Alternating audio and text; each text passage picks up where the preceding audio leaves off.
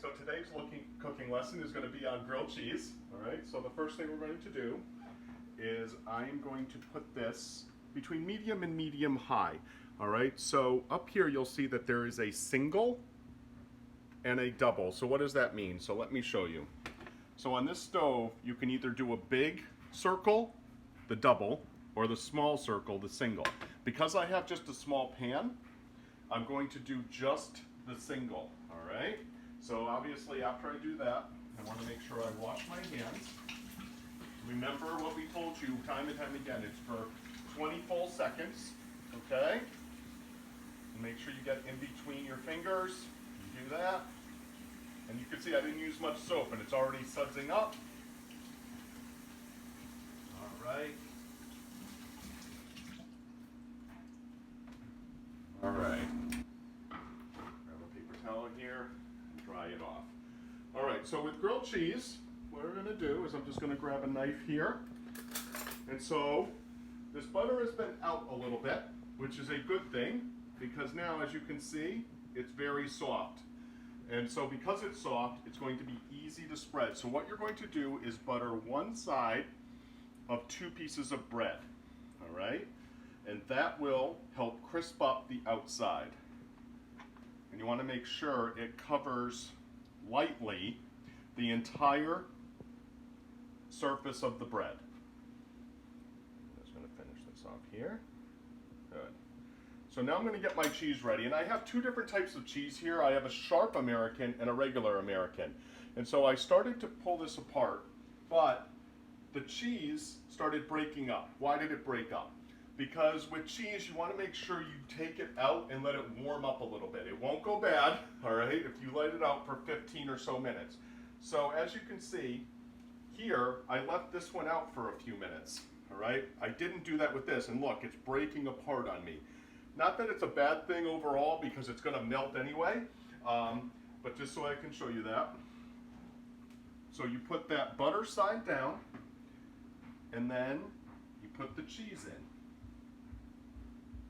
See how easy this is coming up?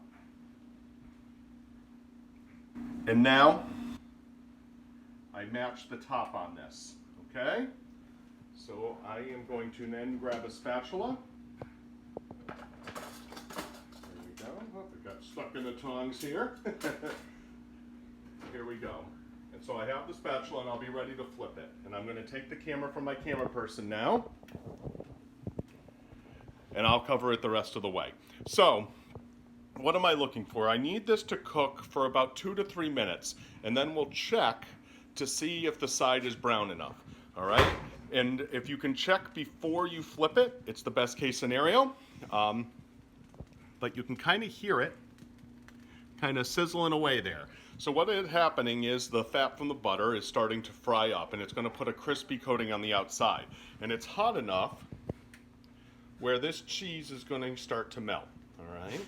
So I really love this recipe because it's a pretty simple way to get lunch, ready, a nice warm lunch, especially during this distance learning time, right?